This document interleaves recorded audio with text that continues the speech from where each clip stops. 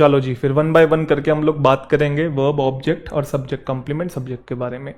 अब देखो, वैसे सुनने में बड़ा मतलब आसान सा लग रहा है कि सब्जेक्ट ये तो हमको आता है, बचपन से पढ़ते आ रहे हैं, ऑब्जेक्ट भी पढ़ते आ रहे हैं, वर्ब भी पढ़ते आ रहे हैं, लेकिन अभी आप सेंटेंसेस देखेंगे तो आपको समझ में आएगा कि ये भी कितने कॉम्प्लिकेटेड हो सकते हैं अगर आप कंपेटिटिव एग्जामिनेशन के पॉइंट ऑफ व्यू से इनको देखोगे तो। ठीक है, तो हम वन बाय वन बेसिक से एडवांस तक इनकी बातें करते चलेंगे। मैं दोबारा बोल रहा हूँ, ये वर्ब चैप्टर नहीं है, वर्ब का बस ओवरव्यू ले रहे हैं। ठीक है, तो वर्ब अभी हम सीख के आए थे। वर्ब होता क्या था कि कोई एक्शन बताने वाला शब्द या कोई स्टेट बताने वाला जो शब्द होता था वो हमारा वर्ब होता था, है ना। अब वर्ब को आपको ना वर्ब के चार्ट के थ्रू समझना है। ये चार्ट काफ़ी इंपॉर्टेंट है, आप देखिए इसे ध्यान से देखिए। ठीक है, अगर आप इसे देखेंगे तो वर्ब की दो कैटेगरीज हैं, एक आपकी हेल्पिंग वर्ब है और दूसरी आपकी मेन वर्ब है। ये दो कैटेगरीज हैं। हेल्पिंग वर्ब की भी फर्दर दो कैटेगरीज हैं, प्राइमरी वर्ब्स हैं और मॉडल वर्ब्स हैं। और प्राइमरी वर्ब्स की भी तीन कैटेगरीज हैं, बी की फॉर्म, हैव की फॉर्म और डू की फॉर्म। बी की फॉर्म क्या, is, am, are, was, were, be, been, being, ये सब बी की फॉर्म होती है। और आपकी हैव की फॉर्म क्या होती है, हैज, हैव, हैड, ये आपकी किसकी फॉर्म है, हैव की। और डू वाली फॉर्म जो आपकी है, डू, डज, डिड। ठीक है जी। उसके बाद मॉडल वर्ब्स आती हैं। मॉडल वर्ब्स जो होती हैं 13 होती हैं, can, could, may, might, shall, should, will, use to, dare, need, ought to, must. 13 modal verbs होती हैं। तो ये दोनों की दोनों हेल्पिंग वर्ब की कैटेगरीज हैं, primary helping verbs, modal helping verbs. फिर आती है मेन वर्ब। जैसे हम बोलते हैं ना कि कोई एक्शन का होना, जब हम जनरली बोलते हैं तो वो मेन वर्ब ही होता है। ठीक है, खेलना, कूदना, चलना, बोलना, दौड़ना, गाना, नहाना या कोई भी काम करना, वो मेन वर्ब ही होता है। उसकी भी दो कैटेगरीज होती हैं, एक फाइनाइट वर्ब, एक नॉन फाइनाइट वर्ब। ये जो नॉन फाइनाइट वर्ब होती है ना, इसे इंग्लिश लैंग्वेज में हम लोग एडवांस वर्ब्स के नाम से भी जानते हैं। कौन सी, एडवांस वर्ब्स। फाइनाइट की दो कैटेगरीज हैं, पहली ट्रांजिटिव है, दूसरी इंट्रांजिटिव है। और नॉन फाइनाइट की तीन कैटेगरीज हैं। हम लोग ये सुनते हैं, बच्चों को बहुत कॉम्प्लिकेटेड लगते हैं ये, इन्फिनेटिव, जेरेंड और पार्टिसिपल। स्कूल लेवल पे हमको ये चीज़ें नहीं पढ़ाई जाती है, इन्फिनेटिव, जेरेंड, पार्टिसिपल, लेकिन अभी कंपटीशन में आप आए हैं तो यहाँ आपको अच्छे से पढ़नी पड़ेंगी। ठीक है, जनरली भी इंग्लिश अच्छी कर रहे हैं तो पता होने चाहिए ये होता क्या है, इन्फिनेटिव, जेरेंड और पार्टिसिपल। ठीक है, अब ये चार्ट दिखाया मैंने आपको। इस चार्ट में ऐसा नहीं है कि मैं वन बाय वन सबके बारे में बात कर रहा हूँ, अभी वो मैं वर्ब चैप्टर में ही करूँगा। अभी वर्ब से रिलेटेड आप मोटी मोटी बातें जान रहे हैं, तो एक तो ये चार्ट सीखना था आपको।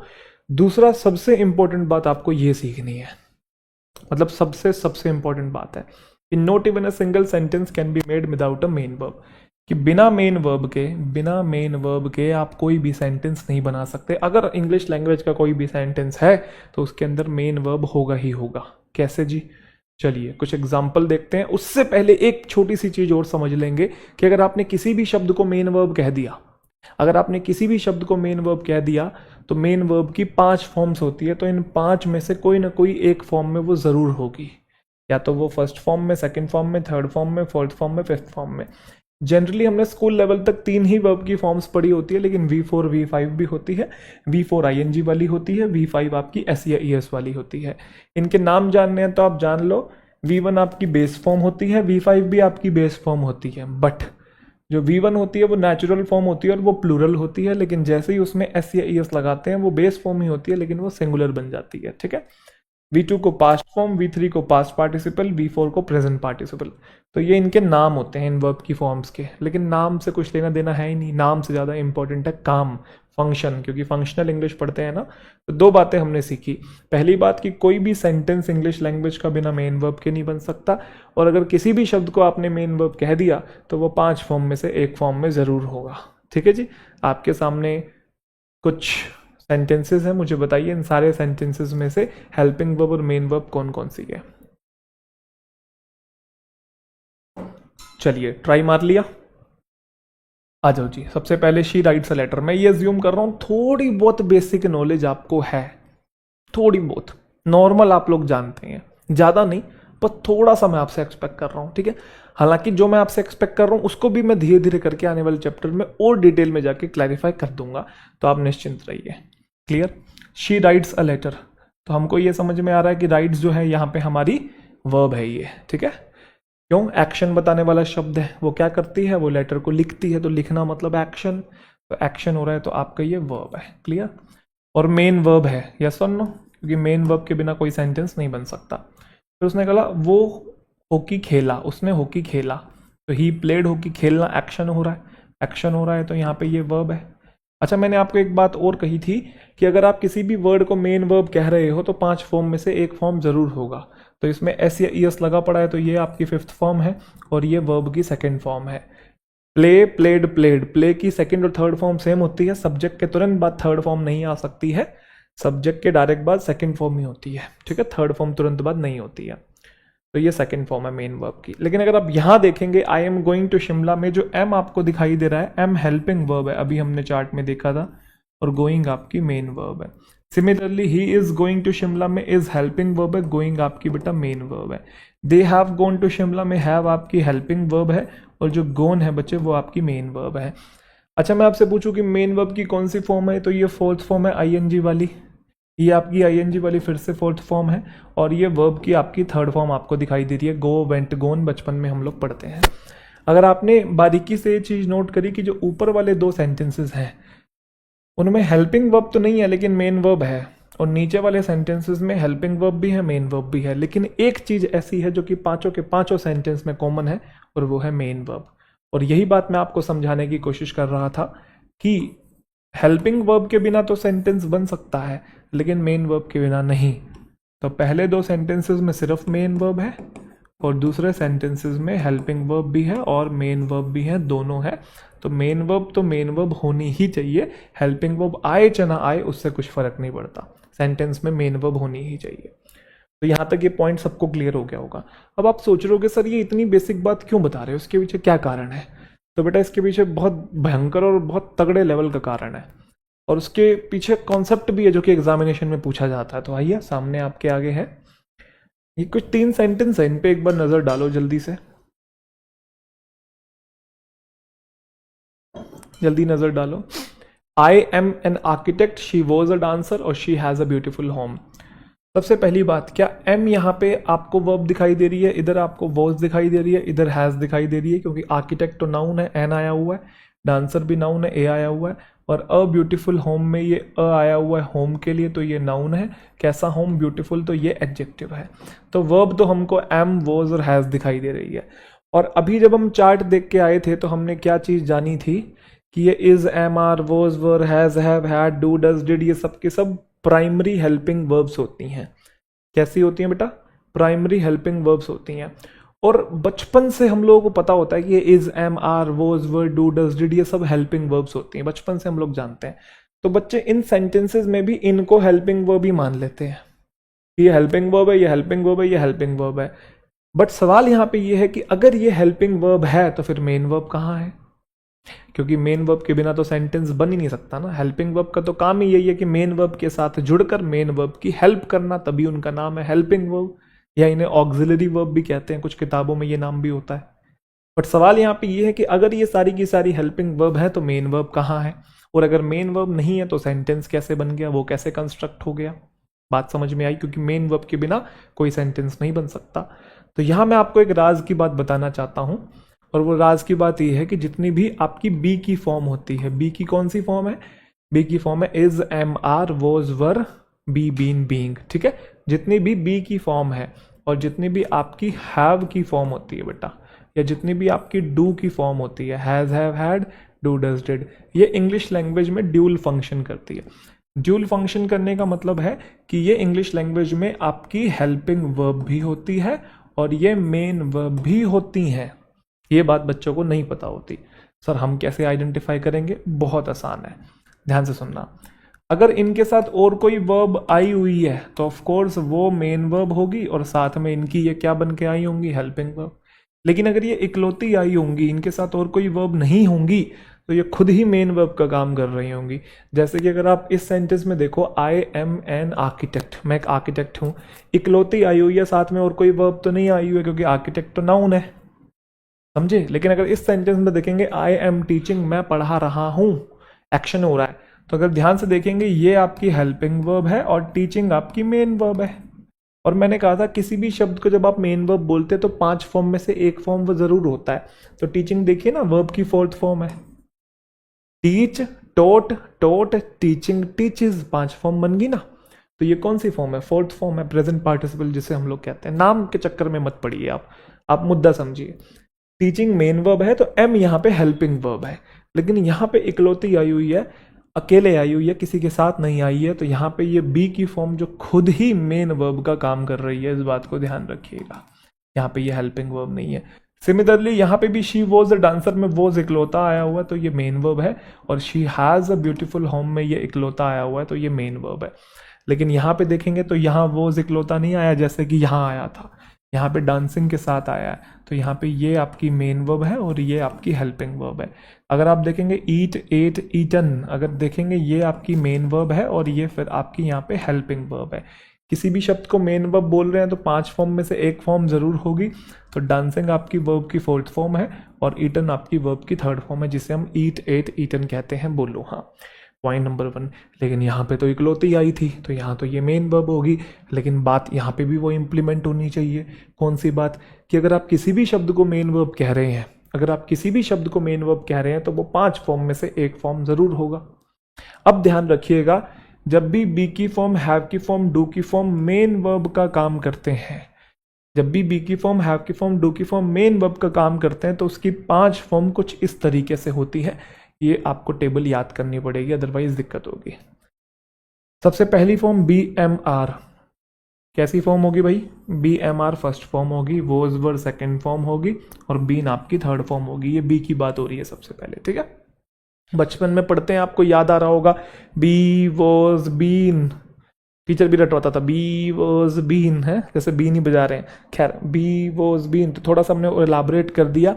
बी एम आर फर्स्ट है, वॉज वर सेकेंड है, बीन 3rd है, 4th होती है आपकी आईएनजी वाली फॉर्म, तो ये बीइंग होगी, उसी में आईएनजी लगा दिया। 5th होती है एस या ईएस वाली फॉर्म, तो हमने इस लगा दिया। कुछ बच्चे V3 तक ही पढ़ते हैं, मैंने टीचर्स को भी देखा है, कुछ टीचर्स V3 तक पढ़ाते हैं, कुछ V4 तक भी पढ़ाते हैं, तो सबका अपना अपना पढ़ाने का तरीका है, मेथड है, लेकिन सबका पर्पस यही है कि सामने वाले को इंग्लिश सिखाना।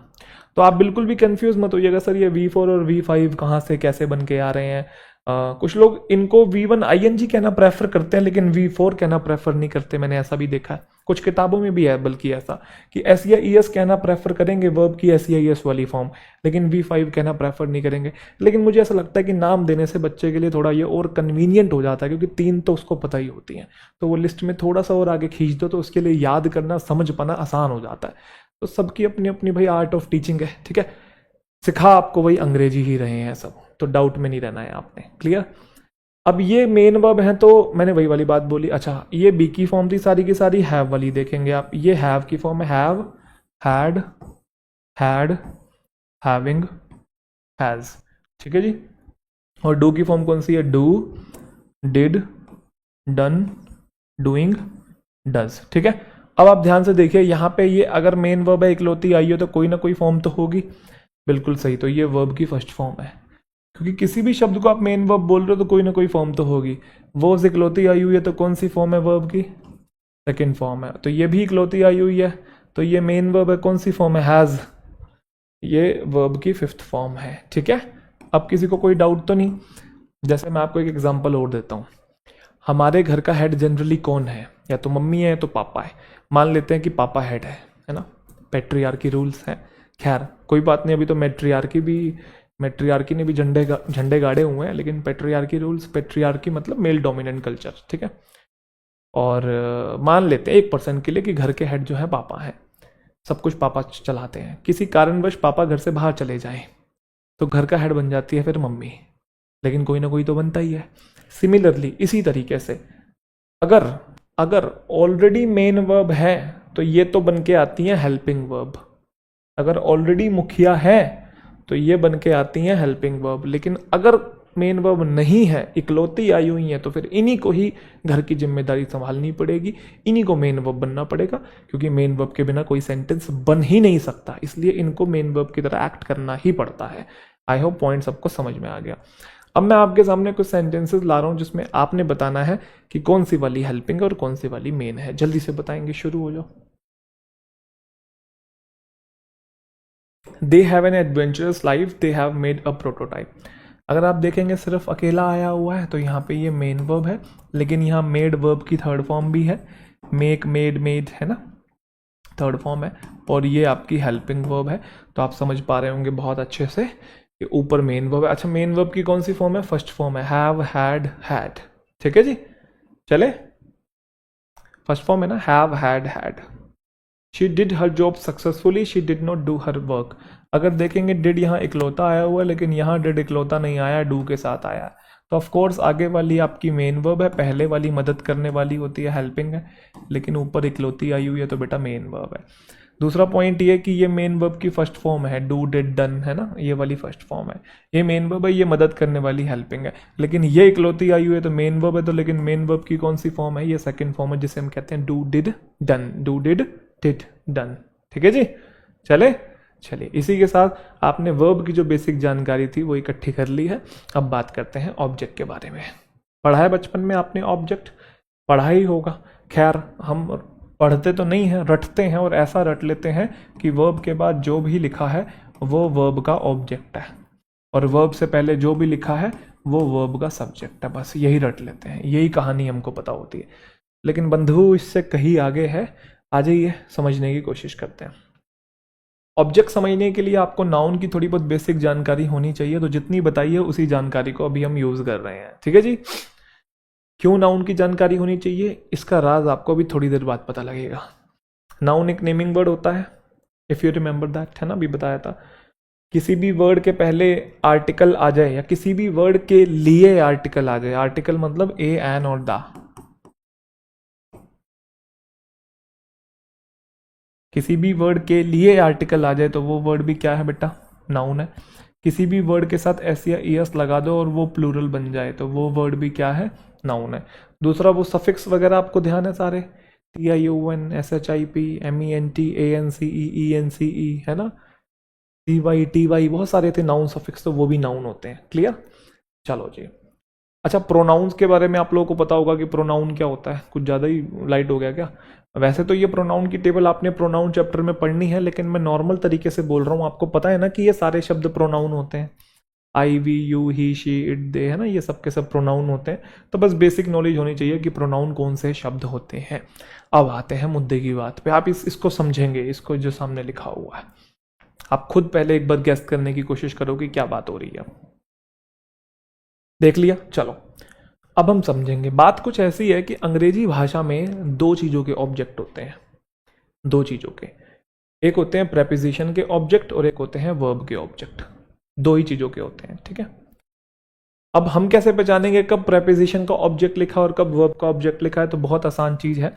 जब कभी भी आपको इंग्लिश लैंग्वेज में कोई भी प्रेपोजिशन लिखा दिखाई दे, इन, टू, एट, फॉर, बिटवीन, है ना, ये ऐसे वर्ड्स कभी दिखाई दे, तो प्रेपो के बाद हमेशा प्रेपो का ऑब्जेक्ट होता है। बहुत इंपॉर्टेंट बात है, जब तक कोर्स खत्म नहीं होगा तब तक ये बात बार बार यूज होती रहेगी, आप खुद देखिएगा, ठीक है। प्रेपो के बाद लिखा हुआ हर शब्द प्रेपोजिशन का ऑब्जेक्ट होता है, लेकिन हमको लगता है कि इवन वर्ब के बाद भी लिखा हुआ हर शब्द वर्ब का ऑब्जेक्ट होता है, लेकिन ऐसा नहीं है। वर्ब के बाद लिखा हुआ हर शब्द वर्ब का ऑब्जेक्ट नहीं होता, सिर्फ एक कंडीशन में होता है, जब ये सेटिस्फाई हो रही हो। क्या कंडीशन? जब भी वर्ब के बाद क्या या किसको का जवाब होता है ना, हाँ बेटा, क्या या किसको का जवाब हो तभी वर्ब के बाद वर्ब का ऑब्जेक्ट लिखा है, अदरवाइज नहीं, जब ये कंडीशन सेटिस्फाइड हो रही हो। तो अब आपके सामने एक छोटा सा पॉइंट और मैं समझाना चाहूंगा कि मैंने कहा कि प्रेपो के बाद लिखा हुआ हर शब्द प्रेपो का ऑब्जेक्ट है, और वर्ब के बाद लिखा हुआ हर शब्द नहीं है, बस एक कंडीशन सेटिस्फाई होनी चाहिए। और अगर आपको इस बात की और पुष्टि करनी है तो इसके लिए आप ये सीख सकते हैं कि अगर आप किसी भी शब्द को ऑब्जेक्ट बोल रहे हैं, चाहे वो प्रेपोजिशन का हो चाहे वो वर्ब का हो, ऑब्जेक्ट बनने का काम दो ही शब्द करते हैं, आइदर नाउन और प्रोनाउन, या तो नाउन या तो प्रोनाउन। इसलिए मैं बोल रहा था कि नाउन की भी थोड़ी बहुत ज़रूरत पड़ेगी, प्रोनाउन की भी थोड़ी बहुत ज़रूरत पड़ेगी, तो बेसिक नॉलेज आप लोगों को होनी चाहिए। बोलो हाँ, यस और नो। अब ये जो बात मैंने थियोरेटिकली बताई, इसे प्रैक्टिकली इंप्लीमेंट करके देखते हैं कि मैं कहने की कोशिश क्या कर रहा था। अगर किसी को ऑब्जेक्ट कह रहे हो तो या तो नाउन या तो प्रोनाउन, अगर वो नाउन प्रोनाउन नहीं है तो वो ऑब्जेक्ट भी नहीं है, ध्यान रखिएगा, ऐसे रट मत लीजिएगा। जैसे आपके सामने एक सेंटेंस है, छोटे से शुरुआत करेंगे, सेंटेंस की लेंथ बढ़ाते चले जाएंगे और बहुत अच्छे अच्छे सेंटेंस देखेंगे। She plays football, she plays football, कुछ इसके अंदर दिखा कुछ? चलो, तो play, played, played, playing, plays, ऐसा शब्द जो एक्शन को रिप्रेजेंट करे या स्टेट को रिप्रेजेंट करे, हालांकि यहाँ एक्शन हो रहा है, उसको हम लोग वर्ब बोलते हैं, जिसकी 5 फॉर्म होती है ना। तो यहाँ पे ये मेन वर्ब बन के आया हुआ है। ये मेन वर्ब की एस या ई एस वाली 4th फॉर्म है, लेकिन अभी हमें उससे मतलब नहीं है, वर्ब की बात हम कर चुके हैं। अब मैंने पूछा कि वर्ब के बाद लिखा हुआ क्या शब्द वर्ब का ऑब्जेक्ट है। शी प्लेज व्हाट, तो आपने कहा फुटबॉल है, तो वर्ब के बाद व्हाट का रिप्लाई है, तो मतलब ये ऑब्जेक्ट है। अब मुझे कंफर्म करना है कि ये ऑब्जेक्ट है कि नहीं है, तो मैंने कहा था कंफर्म करना हो तो ऑब्जेक्ट बनने का काम या तो नाउन या तो प्रोनाउन। तो फुटबॉल किसी गेम का नाम है, नाम है तो नेमिंग वर्ड है, नेमिंग वर्ड है तो यहाँ पे बेटा क्या है, ये नाउन है। इतनी बात समझ में आई। अब हो सकता है कुछ बच्चे कंफ्यूज हो रहे हो कि मैं इस शब्द को नाउन भी बोल रहा हूँ और इसी शब्द को मैं ऑब्जेक्ट भी बोल रहा हूँ। और ये जो ऑब्जेक्ट है, अच्छा ध्यान रखिएगा, सेंटेंस का ऑब्जेक्ट नहीं होता। कभी आप बोलो सेंटेंस का ऑब्जेक्ट ये है, ऑब्जेक्ट हमेशा वर्ब का होता है या प्रेपोजिशन का होता है, अगर हो तो। यहाँ प्रेपोजिशन तो है ही नहीं अभी, तो ये वर्ब का ऑब्जेक्ट है, सेंटेंस का कोई ऑब्जेक्ट नहीं होता, ध्यान रखना। अब पॉइंट ये था कि मैं इसी शब्द को ऑब्जेक्ट भी बोल रहा हूँ वर्ब का, और इसी शब्द को मैं नाउन भी बोल रहा हूँ। तो ये क्या चक्कर है भाई, एक ही शब्द को मैं दो दो नाम से पुकार रहा हूँ। तो एक्चुअल में क्या होता है कि आप एक ही चीज के बारे में 10 तरीके की बातें कर सकते हैं। जैसे कि ये मेरे हाथ में मार्कर है, अभी मैं पूछूंगा इसका नाम क्या है, तो आप बोलोगे मार्कर है। मैं बोलूंगा काम क्या है, लिखने के लिए यूज होता है। मैं बोलूंगा रंग कैसा है, काला है। मैं बोलूंगा शेप कैसी है, सिलेंड्रिकल है। समझ में आया कि नहीं। मेरा नाम क्या है, तरुण। काम क्या है, टीचर हूं, है ना। कैसी टी शर्ट पहनी है, ब्लैक पहनी है। समझ गए ना आप। तो एक ही इंसान के बारे में जैसा सवाल पूछोगे वैसा जवाब आपको देना है। सिमिलरली यहां कोई आपसे पूछे कि फुटबॉल का पार्ट्स ऑफ स्पीच क्या है, पार्ट्स ऑफ स्पीच क्या है। पार्ट्स ऑफ स्पीच 8 होते हैं, मैंने बताया था, और वो क्या है, तो वो नाउन है। क्या बोलोगे, पार्ट्स ऑफ स्पीच क्या है, नाउन है। कोई पूछे फंक्शन किस चीज का कर रहा है, काम किस चीज का कर रहा है, तो आपने कहना ऑब्जेक्ट का। किसका ऑब्जेक्ट है, इस वाली वर्ब का ऑब्जेक्ट है, क्योंकि वर्ब के बाद व्हाट का रिप्लाई है। तो एक है नाम, एक है काम। नाम का मतलब पार्ट्स ऑफ स्पीच। कोई पूछे नाम क्या है, पार्ट्स ऑफ स्पीच क्या है, नाउन। काम किस चीज का कर रहा है, ऑब्जेक्ट। तो बस वो एक ही चीज के बारे में दो अलग अलग बातें हैं, और ऐसा कंफ्यूज मत होइए कि ये दो दो क्या है, ठीक है। करन थ्रू द बॉल, अच्छा हम अब अभी वर्ब के इस तरफ नहीं जा रहे हैं, वो सब्जेक्ट होता है, उसको हम लोग बाद में देखेंगे। अभी हम लोग वर्ब के दूसरी तरफ ही हैं, ठीक है। इस पुल के इस तरफ भी आएंगे। Throw, throw, threw, thrown, throw, threw, thrown. तो आपकी यहाँ पे ये मेन वर्ब है जो कि एक्शन को रिप्रेजेंट कर रही है, आपकी वर्ब की सेकंड फॉर्म है। अच्छा हो सकता है कुछ बच्चों को ये डाउट आ रहा हो, सर हमने बचपन में वर्ब्स पढ़ी थी, हम लोग भूल गए हैं किसकी फर्स्ट फॉर्म क्या होती है, किसकी सेकंड फॉर्म क्या होती है। तो आप निश्चिंत रहिए, वर्ब चैप्टर में मैं आपको एक बढ़िया कॉम्प्रिहेंसिव लिस्ट दे दूंगा, ताकि पुरानी जो बातें हैं आपको याद आ जाए। निश्चिंत रहिए। अभी के लिए इतना तो मैं एज्यूम कर रहा हूँ कि आप समझ पा रहे होंगे कि थ्रो करना मतलब फेंकना, मतलब एक्शन हो रहा है, एक्शन हो रहा है तो वर्ब है।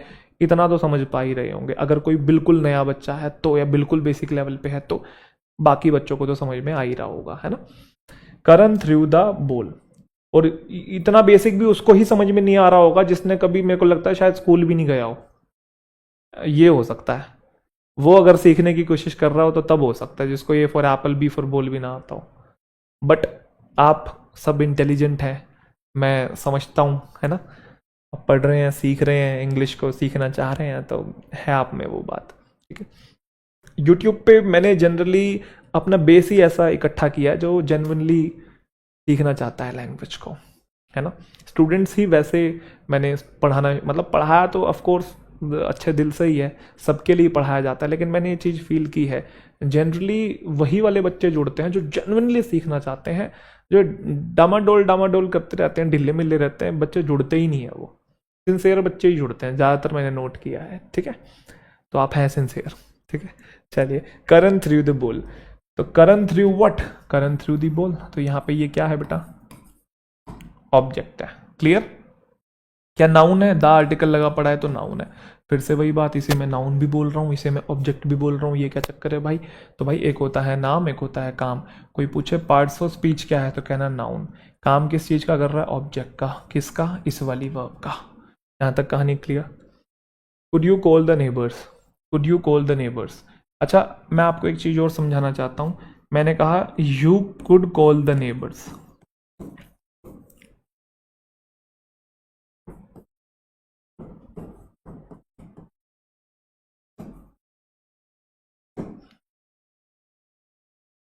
BOU, ये BOU वो लिखा है ना जो NEIGH, NEIGH, BOR है तो BOUR है, ये उसी तरीके से है जैसे कलर की स्पेलिंग में होता है, COLOR COLOUR। ये वही ब्रिटिश और अमेरिकन वाला डिफरेंस है, जो कि वो क्रिटिसाइज की स्पेलिंग में या रिकॉग्नाइज की स्पेलिंग में आखिरी में Z और S होता है, ठीक है, सेम ही है। ऊपर वाला सेंटेंस क्वेश्चन वाले फॉर्म में है, इंटरोगेटिव में है, ये जनरल सेंटेंस है, असर्टिव कहते हैं इसे। आगे चल के सेंटेंस भी पढ़ेंगे तो समझ में आएगा आपको। अभी आपको पता है कि ये वाली आपकी वर्ब है जिसमें कुड आपकी हेल्पिंग वर्ब है और कॉल आपकी मेन वर्ब है, तो ये आपकी वर्ब है। तो आप कॉल कर सकते हो किसको, नेबर को। तो क्या वर्ब के बाद क्या या किसको का रिप्लाई है, व्हाट या होम का रिप्लाई है, हाँ जी, यू कुड कॉल होम, किसको, नेबर्स को। तो वर्ब के बाद अगर होम का रिप्लाई है तो ये ऑब्जेक्ट है, ऑब्जेक्ट है तो नाउन भी होना चाहिए, प्लूरल भी बना हुआ है, द आर्टिकल भी लिखा हुआ है, तो ऑफ कोर्स ये नाउन है। तो बस इसी सेंटेंस को तो इंटरोगेशन में लिखा हुआ है।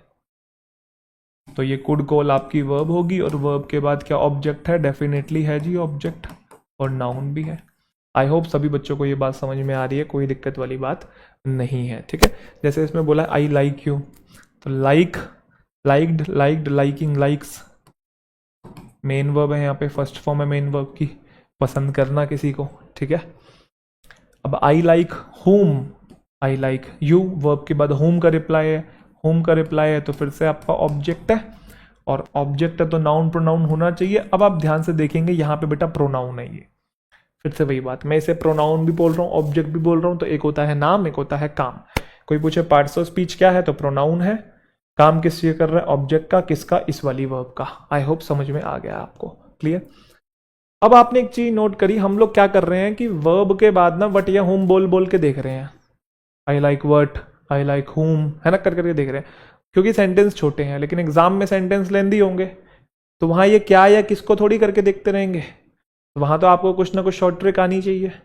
तो आप इस बात को समझिए कि हम तुरंत कैसे पहचानेंगे कि वर्ब के जस्ट बाद वर्ब का ऑब्जेक्ट है कि नहीं है। तो आप बस इतना समझ लीजिए, अगर वर्ब के तुरंत बाद नाउन या प्रोनाउन लिखा है तो ही वर्ब के बाद वर्ब का ऑब्जेक्ट अवेलेबल है। अगर वर्ब के बाद नाउन या प्रोनाउन नहीं है तो फिर ऑब्जेक्ट भी नहीं है, क्योंकि ऑब्जेक्ट बनने का काम नाउन या प्रोनाउन ही करते हैं। तो आप देखिए ना,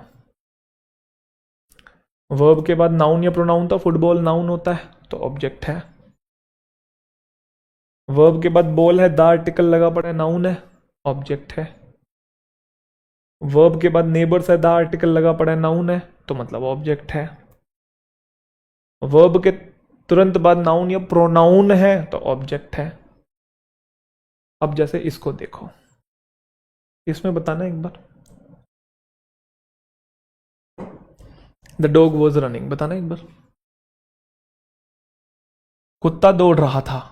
अब आप ये मत करने लग जाना ये हेल्प, ये मेन वर्ब है और ये उसका ऑब्जेक्ट है, नहीं, ये पूरी की पूरी वर्ब है भाई, जिसमें ये हेल्पिंग वर्ब है और ये मेन वर्ब है, अभी तो सीख के आए थे। और अगर ये मेन वर्ब है तो कोई ना कोई फॉर्म तो होगी, ये फोर्थ फॉर्म है आईएनजी वाली, क्लियर। अब इस सेंटेंस में वर्ब का ऑब्जेक्ट है ही नहीं, द डॉग वॉज रनिंग, कुत्ता दौड़ रहा था, दौड़ रहा था भाई, वर्ब के बाद तो कुछ लिखा ही नहीं है। तो जब कुछ लिखा ही नहीं है तो ऑब्जेक्ट है ही नहीं। लेकिन बहुत बार कुछ लिखा भी होता है और वो ऑब्जेक्ट भी नहीं होता, और हम मान के बैठे होते हैं, यही चीज हमें सीखनी है। जैसे कि इसमें देखो, वी टॉक्ड फॉर आवर्स,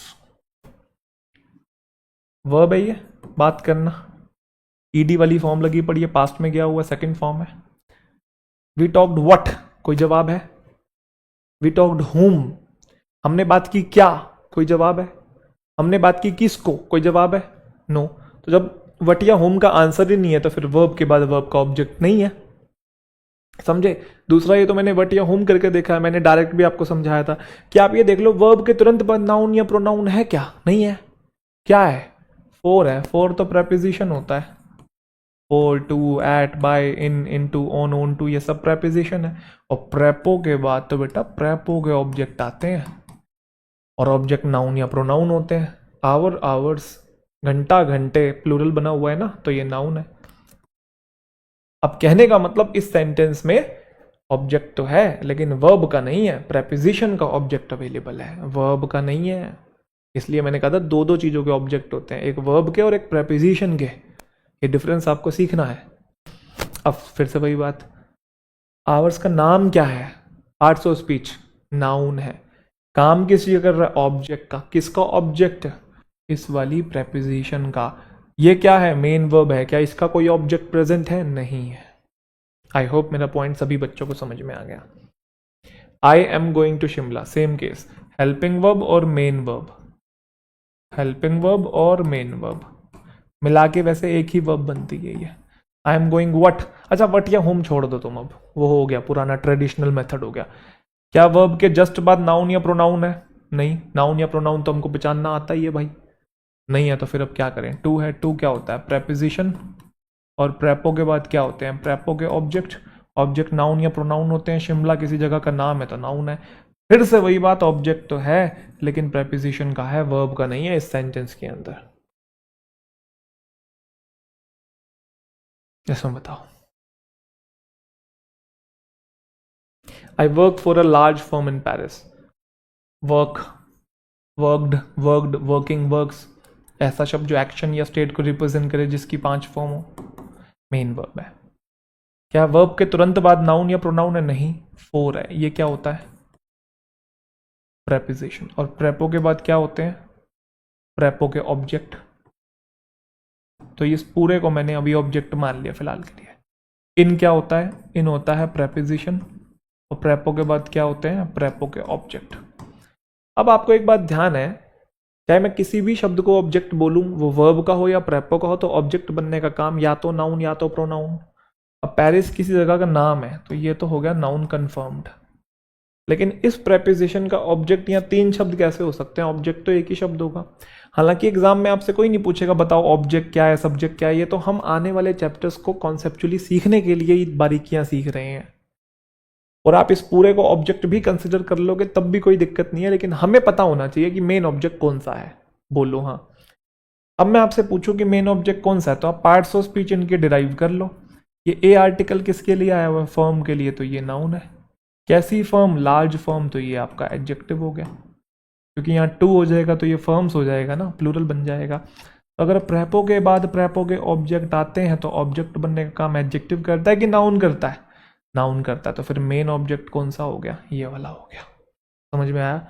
लेकिन वर्ब का कोई ऑब्जेक्ट नहीं है अभी भी, प्रेपोजिशन के ही है। अब मेरे साथ साथ बताओगे, पेरिस का पार्ट्स ऑफ स्पीच क्या है? नाउन है। फंक्शन किस चीज का कर रहा है? ऑब्जेक्ट का। किसका? इस वाले प्रेपो का। फर्म का पार्ट्स ऑफ स्पीच क्या है? नाउन है। कैसे पता लगा? ये वाला आर्टिकल फर्म के लिए आया हुआ है। फंक्शन किस चीज का कर रहा है? ऑब्जेक्ट का। किसका? इस वाली प्रेपो का। लार्ज क्या है? इस फॉर्म को मॉडिफाई करने वाला एडजेक्टिव है। कैसे पता लगा? नाउन को जो मॉडिफाई करता है वो एडजेक्टिव होता है। ये क्या है? मेन वर्ब है। कौन सी फॉर्म है? फर्स्ट फॉर्म है। क्या इसके तुरंत बाद ऑब्जेक्ट है? नहीं है जी। इधर तो हम जा ही नहीं रहे हैं, सब्जेक्ट की बात तो आगे का चल के करेंगे हम लोग। The girls carry water to their village. आ जाओ जी। Carry, carried, carried, carrying, carry जैसे शब्द जो एक्शन या स्टेट को रिप्रेजेंट करे जिसकी 5 फॉर्म हो उसे वर्ब कहते हैं। वर्ब पहचानना सबसे आसान। कैरी आ गया, ठीक है। अभी मिनाटी भी आएगा। तो फर्स्ट फॉर्म आ गई। गर्ल्स कैरी वॉट, अच्छा वट करके ही देख लिया मैंने, छोड़ो वट तो करना ही नहीं था ना। क्या वर्ब के तुरंत बाद नाउन या प्रोनाउन है? हाँ जी, वाटर किसी सब्सटेंस का नाम है, नाउन है। तो मैंने वही वाली बात कह दी थी ना आपको, नाउन है तो मतलब ऑब्जेक्ट है। आप समझे कि नहीं समझे? इसका ऑब्जेक्ट है इस वाली वर्ब का, ना कि सेंटेंस का। बट, बट, बट, यहां पे तो टू भी है। टू क्या होता है? प्रेपोजिशन, और प्रेपो के बाद क्या होते हैं? प्रेपोजिशन के ऑब्जेक्ट। तो मतलब प्रेपो का ऑब्जेक्ट भी है। लेकिन 2 शब्द है यहां, तो ऑब्जेक्ट तो एक ही होता है। कौन सा ऑब्जेक्ट होगा? तो ध्यान रखिएगा, विलेज, विलेजेस इसका प्लूरल बन सकता है, ये आपका नाउन है। और किनका विलेज? उनका विलेज, नाउन को मॉडिफाई करने वाला ये एडजेक्टिव होता है। इसका पूरा नाम होता है पॉजेसिव एडजेक्टिव। आगे चल के आप लोग पढ़ेंगे इसे, ठीक है। तो इस प्रेपो का मेन ऑब्जेक्ट कौन सा हो गया? दोनों हो गए। वैसे तो दोनों को कंसिडर कर लो, लेकिन मेन कौन सा है? ये आखिरी वाला। और हमेशा अगर अगर प्रेपो के बाद मान लो 3-4 शब्द एक साथ इकट्ठे आए हुए हैं तो उसमें वो आखिरी वाला ही होगा, ठीक है। कंफ्यूज नहीं होना है। विलेज, विलेजेस प्लूरल बन सकता है ना। पार्ट्स ऑफ स्पीच क्या है? नाउन है। पता कैसे लगा? एस या एस लगा के प्लूरल बना सकते हैं। पार्ट्स ऑफ स्पीच क्या है? नाउन है। फंक्शन किसका कर? ऑब्जेक्ट का। किसका? इस वाली प्रेपो का। देयर क्या है? इस नाउन को मॉडिफाई करने वाला एडजेक्टिव है। किनका? विलेज, उनका विलेज मॉडिफाई कर रहा है। वाटर क्या है? नाउन है। काम किसका कर रहा है? ऑब्जेक्ट का। किसका? इस वाली वर्ब का। इस सेंटेंस में वर्ब का भी ऑब्जेक्ट है, प्रेपो का भी ऑब्जेक्ट है, और सब्जेक्ट तो आप पता ही है। दे लाफ्ड अनकंट्रोलेबली, मेन वर्ब है हंसना, मेन वर्ब की सेकंड फॉर्म है। क्या वर्ब के बाद वर्ब का ऑब्जेक्ट है? अरे है क्या? नहीं है। कैसे? वे कैसे हंसे? अनकंट्रोलेबली हंसे, हा हा हा हा, रोक ही नहीं पा रहे थे, ऐसे हंसे। कैसे हंसे?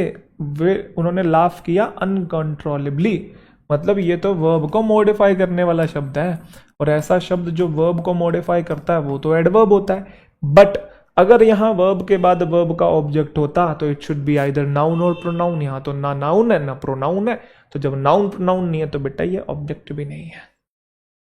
समझे कि नहीं समझे? सभी बच्चों को क्लियर? तो मतलब इस सेंटेंस में ऑब्जेक्ट नहीं है। कुछ बच्चे पूछ सकते हैं सर फिर ये क्या है, ये मतलब क्या काम क्या कर रहा है? अगर ऑब्जेक्ट का फंक्शन, पार्ट्स ऑफ स्पीच तो पता लग गया एडवर्ब है। अगर ऑब्जेक्ट का फंक्शन नहीं कर रहा है तो फंक्शन किस चीज का कर रहा है? तो इसे नॉर्मल कंप्लीमेंट कहते हैं। कंप्लीमेंट, सब्जेक्ट कंप्लीमेंट नहीं बोल रहा हूं मैं, सिर्फ कंप्लीमेंट। कंप्लीमेंट मतलब पूरक। ये बस सेंटेंस को पूरा करने के लिए आया हुआ, बस इसका फंक्शन कर रहा है। पार्ट्स ऑफ स्पीच आपको पता है एडवर्ब है, क्योंकि वर्ब को मॉडिफाई करे। कैसे हंसे? अनकंट्रोलेबली हंसे। समझे कि नहीं? क्लियर है सभी बच्चों को भाई? कोई दिक्कत? इस वाली वर्ब का कोई ऑब्जेक्ट नहीं है। आई सो अ सिक मैन, बहुत प्यारा सेंटेंस है, जरा इसमें ट्राई करो।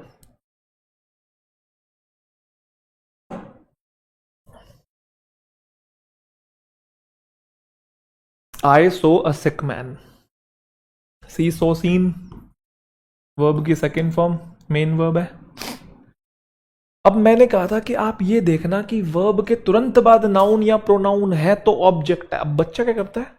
ऐसे देखता है, ये ए आर्टिकल आया हुआ है, अच्छा ए आया हुआ है नाउन के लिए, ये मैन है, क्योंकि एक आदमी को देखा ना, और कैसा आदमी? बीमार आदमी, तो ये नाउन को मॉडिफाई करने वाला एडजेक्टिव है। तो बच्चा सोचता है सर ने कहा था वर्ब के तुरंत बाद नाउन हो तो ऑब्जेक्ट है, यहां तो वर्ब के तुरंत बाद एडजेक्टिव है, तो यहां मतलब ऑब्जेक्ट नहीं है, बच्चे को लगता है, जबकि यहां ऑब्जेक्ट है। कैसे? अरे भाई वर्ब के तुरंत बाद सिर्फ एडजेक्टिव नहीं है, आर्टिकल है पहले, तो अगर आर्टिकल आया है तो मतलब नाउन भी आया है, नाउन है। वो बीच में जानबूझ के उसने ये शब्द ऐड किया ताकि आप कंफ्यूज हो जाओ। अगर मैं बोलूं आई सो अ मैन तो क्या दिक्कत है? फिर मैंने बस उसको मॉडिफाई कर दिया, आई सो अ सिक मैन, मैंने एक आदमी देखा। मैं, अच्छा कैसा आदमी? मैं बीमार आदमी देखा। अरे देखा तो आदमी ना, ऐसा थोड़ी बोल देंगे मैंने बीमार देखा। क्या बीमार देखा भाई? किसकी बात हो रही है? तो कहने का मतलब है कि ये शब्द जानबूझ के एक्स्ट्रा ऐड किया ताकि आप ये देख के कंफ्यूज हो जाओ कि वर्ब की तुरंत बाद तो एडजेक्टिव है, वर्ब के तुरंत बाद एडजेक्टिव है तो मतलब ऑब्जेक्ट नहीं है। बच्चा ये सोच लेता है, जबकि वर्ब की तुरंत बाद एडजेक्टिव नहीं है, वर्ब की तुरंत बाद नाउन ही है। वो बात कैसे पता लगी? आर्टिकल से।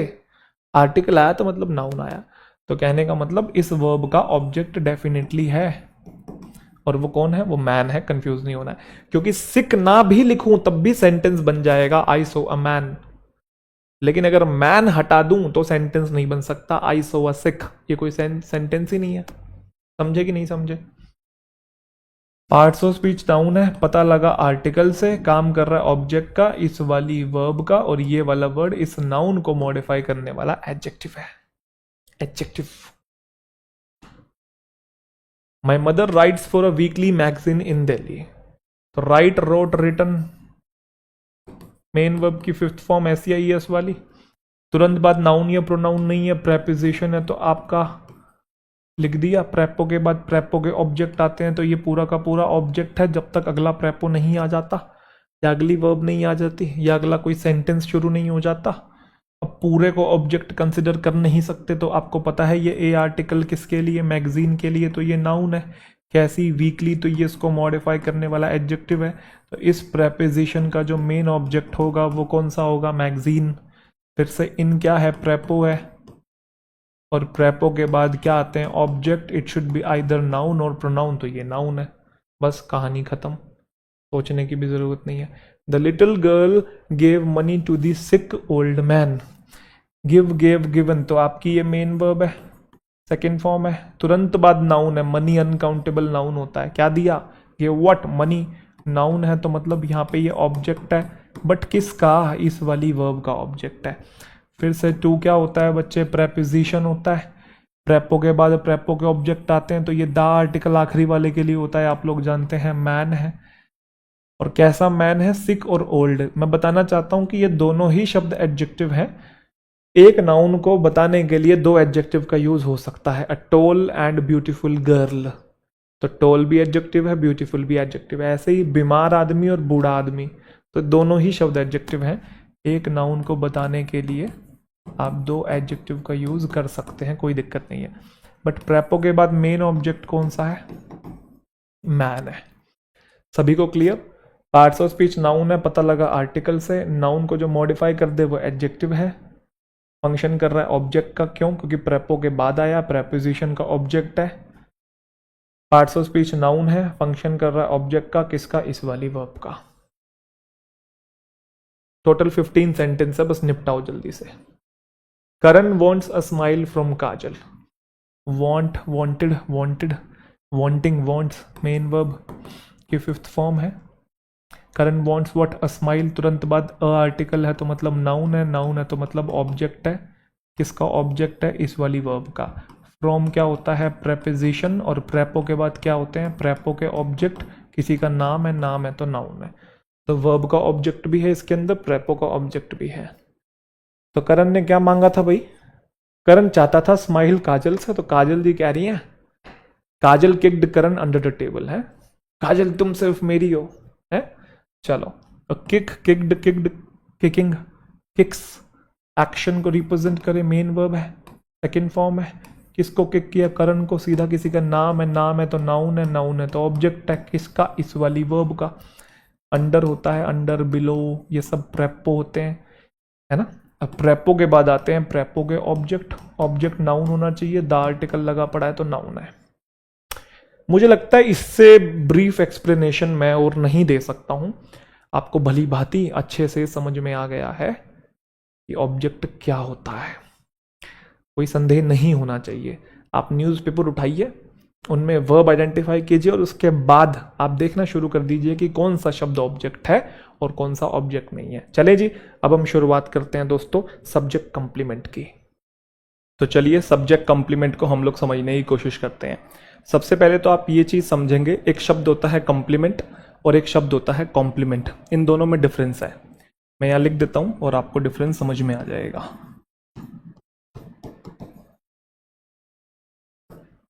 कॉम्प्लीमेंट, कॉम्प्लीमेंट का मतलब होता है तारीफ, और जो कंप्लीमेंट शब्द है ये कंप्लीट से बना है। किससे बना है? कंप्लीट से बना है। तो ये दोनों शब्द जो हैं आपस में डिफरेंट हैं, बहुत बच्चे कंफ्यूज कर लेते हैं, ठीक है। इसे भी बहुत बच्चे कॉम्प्लीमेंट कहते हैं, जबकि ये कॉम्प्लीमेंट नहीं है, ये कंप्लीमेंट है। प्रोनाउंसिएशन पे ध्यान देंगे, ठीक है। तो अभी जो हमने पढ़ना है वो सब्जेक्ट कंप्लीमेंट पढ़ना है। सब्जेक्ट कंप्लीमेंट क्या होता है? सब्जेक्ट कंप्लीमेंट एक ऐसा शब्द होता है जो सब्जेक्ट को कंप्लीट करता है, सब्जेक्ट को पूरा करता है। हिंदी में इसे पूरक कहते हैं हम लोग, ठीक है। इसको समझने की कोशिश करते हैं। That is a different word, yes और नो। चलिए, अब आप आराम से समझेंगे जो मैं बात बोल रहा हूं।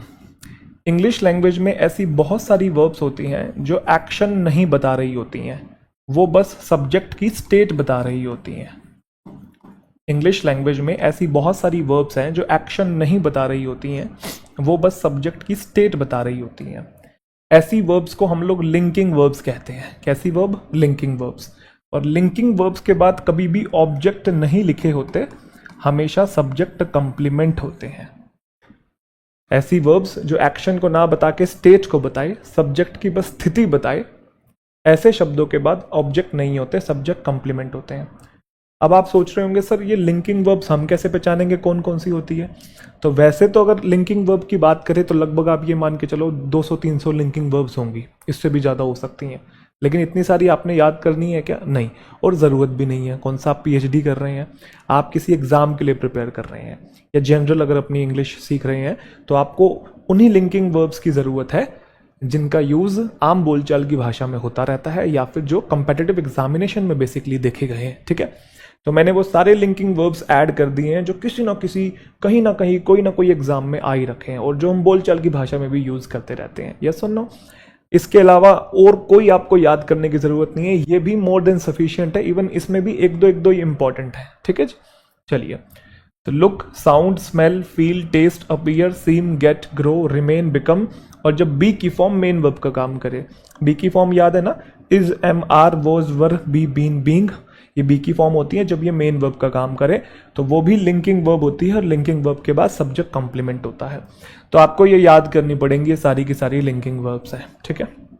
एक सबसे इंपॉर्टेंट बात ये है कि जैसे हमने ऑब्जेक्ट के बारे में सीखा था कि ऑब्जेक्ट बनने का काम या तो नाउन करता है या तो प्रोनाउन करता है, सिमिलरली यहां पे आप ये बात ध्यान रखेंगे, सब्जेक्ट कंप्लीमेंट बनने का काम या तो नाउन या प्रोनाउन या एडजेक्टिव भी करता है। ध्यान रखिएगा, नाउन, प्रोनाउन और एडजेक्टिव, तीन शब्द जो होते हैं सब्जेक्ट कंप्लीमेंट बन सकते हैं। एक तो ये पॉइंट। दूसरा पॉइंट आप ये ध्यान रखिएगा, अगर आप वर्ब के बाद किसी भी शब्द को सब्जेक्ट कंप्लीमेंट कह रहे हैं तो सब्जेक्ट कंप्लीमेंट और सब्जेक्ट एक ही इंसान होता है, ये सेम चीज को रेफर कर रहे होते हैं, मतलब इनमें इक्वल टू का साइन होना चाहिए। जबकि ऑब्जेक्ट के साथ ऐसा नहीं होता। मान लो कहीं पे वर्ब लिखी है, इधर सब्जेक्ट लिखा है और इधर मान लो ऑब्जेक्ट लिखा है लेट से, तो सब्जेक्ट और ऑब्जेक्ट अलग अलग एंटाइटी होते हैं, ये दो अलग अलग होते हैं, इनमें इक्वल टू नहीं होता है। लेकिन अगर वर्ब के बाद सब्जेक्ट कंप्लीमेंट लिखा है तो सब्जेक्ट कंप्लीमेंट और सब्जेक्ट एक ही पर्सन या एक ही चीज को रेफर कर रहे होंगे। तो अब यहां पे आपको एक शॉर्ट ट्रिक भी मिल गई। क्या शॉर्ट ट्रिक मिल गई? मान लेते हैं इनकेस आप भूल जाएं कि लिंकिंग वर्ब्स कौन कौन सी थी, तो बस आप ये देख लेंगे कि वर्ब के बाद जो लिखा हुआ शब्द है क्या वो सब्जेक्ट के इक्वल है, इक्वल है तो वो सब्जेक्ट कंप्लीमेंट है, और अगर दोनों अलग अलग हैं तो ऑब्जेक्ट है। कहानी खत्म। चलिए हम सारी बातों को एक बार वन बाय वन इंप्लीमेंट करते हैं, ठीक है जी। आई एम अ टीचर, क्या ये बी की फॉर्म है? हाँ जी। क्या ये मेन वर्ब का काम कर रही है? हाँ जी। कैसे? क्योंकि इकलौती आई हुई है। बी की फॉर्म जब भी मेन वर्ब का काम करती है उसे हम लोग लिंकिंग वर्ब कहते हैं। जी सर, लिंकिंग वर्ब के बाद लिखा हुआ वर्ड कभी ऑब्जेक्ट नहीं होता, सब्जेक्ट कंप्लीमेंट होता है। तो ये ऑब्जेक्ट नहीं है, ये एससी है, सब्जेक्ट कंप्लीमेंट। सब्जेक्ट कंप्लीमेंट बनने का काम या तो नाउन या तो प्रोनाउन या तो एडजेक्टिव। अगर ध्यान से देखेंगे ए आर्टिकल लगा पड़ा है तो यहां पे ये नाउन का काम कर रहा है। अरे मच्छर आ गए, खैर कोई बात नहीं, ऑल आउट लगा देते हैं अभी।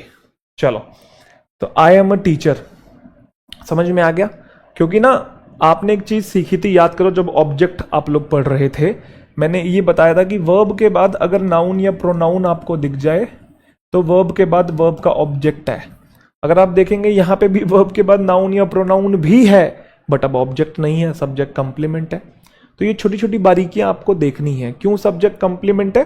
क्योंकि कारण यहाँ पे ये है कि अब जो यहाँ वर्ब लिखी हुई है वो नॉर्मल एक्शन वर्ब नहीं है, यहाँ पे ये लिंकिंग वर्ब है जो कि मैंने लिस्ट में दिखाया था, और लिंकिंग वर्ब के बाद सब्जेक्ट कंप्लीमेंट होता है। अब ये ऑब्जेक्ट क्यों नहीं है? कारण उसके पीछे ये है, अगर आप ध्यान से देखेंगे सब्जेक्ट और सब्जेक्ट कंप्लीमेंट एक ही इंसान है। आई कौन है? टीचर है। टीचर कौन है? आई है। तो ये सब्जेक्ट को पूरा कर रहा है। आई होप मेरा पॉइंट सभी बच्चों को समझ में आ गया। अच्छा, ये हम सीख क्यों रहे हैं कि वर्ब के बाद ऑब्जेक्ट है कि नहीं है, नहीं है तो क्या है, या अगर है तो सब्जेक्ट कंप्लीमेंट है कि नहीं है। ये हम सारी चीजें इसलिए सीख रहे हैं, आगे चल के हमें जरूरत पड़ेगी इनकी। आने वाले जितने भी चैप्टर्स हैं हमें ये basic subject, verb, object, subject complement पता रहने चाहिए, ठीक है।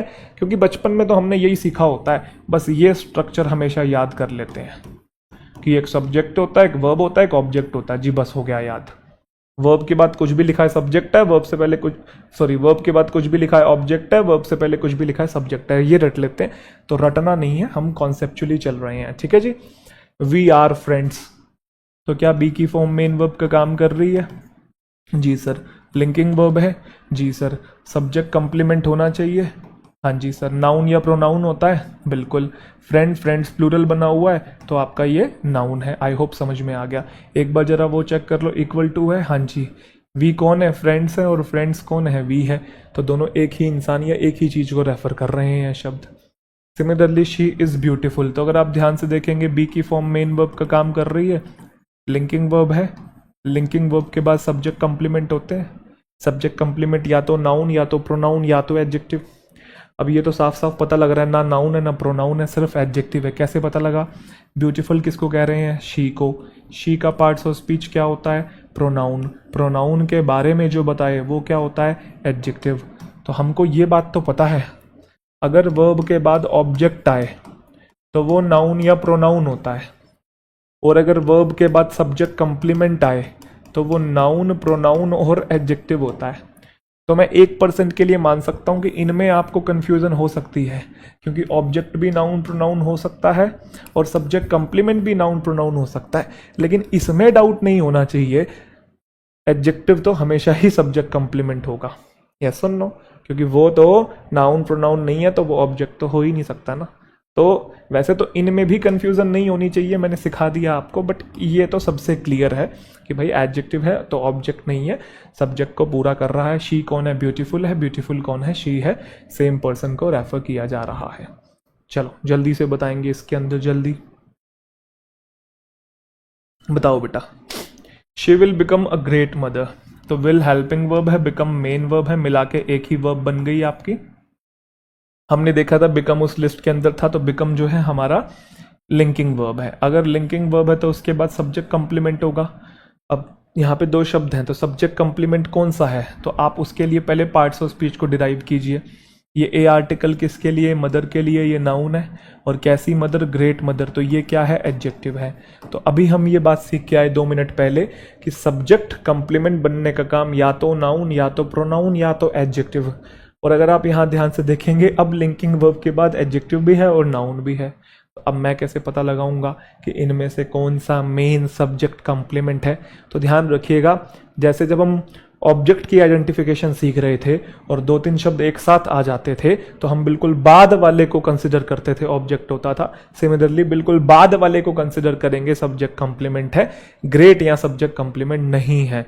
उसके पीछे कारण ये है कि आपको जो दूसरे पॉइंट बताए गए हैं आप उनको भी यहाँ पे इंप्लीमेंट करने की कोशिश करेंगे, क्योंकि अगर मैं यहाँ ग्रेट नहीं लिखूंगा तब भी सेंटेंस बन जाएगा, she will become a mother. वो तो मेरी इच्छा है ना, मेरा मन कर रहा है कि मुझे ये बताना है कि कैसी मदर बनेगी, ग्रेट मदर बनेगी, लेकिन मैं ग्रेट नहीं लिखना चाहता, मान लो शील बिकम अ मदर, तब भी तो सेंटेंस सही है।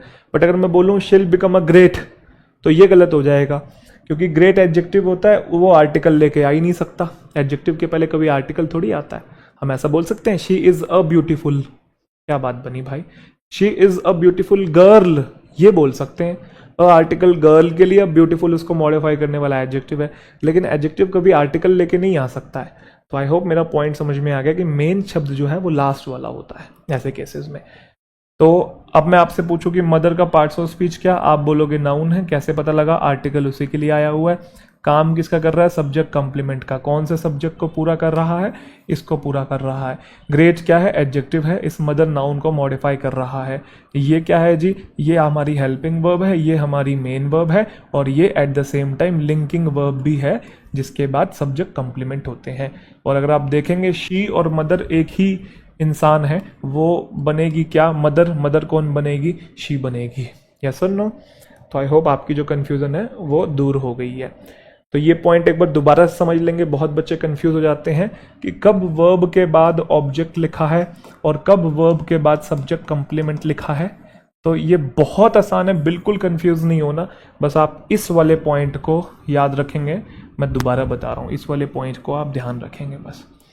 अगर आप ध्यान से देखेंगे दोनों सेंटेंसेस के अंदर मैरिड और बिकेम में ये वर्ब है, और वर्ब के बाद सेम शब्द लिखा हुआ टीचर, और पार्ट्स ऑफ स्पीच भी सेम है। इधर भी आर्टिकल नाउन है, इधर भी नाउन है, लेकिन इनमें से एक आपका सब्जेक्ट कंप्लीमेंट है, एक ऑब्जेक्ट है।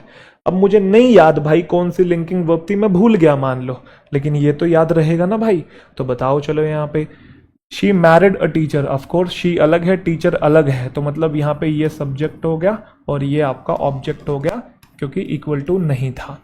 दूसरा, वो टीचर बन गई, तो मतलब ये सेम ही पर्सन की बात हो रही है, तो मतलब यहाँ पे इक्वल टू है, तो दैट मीन्स ये आपका सब्जेक्ट कंप्लीमेंट है। आई होप सभी बच्चों को ये कहानी क्लियर है। मज़ा आ रहा है?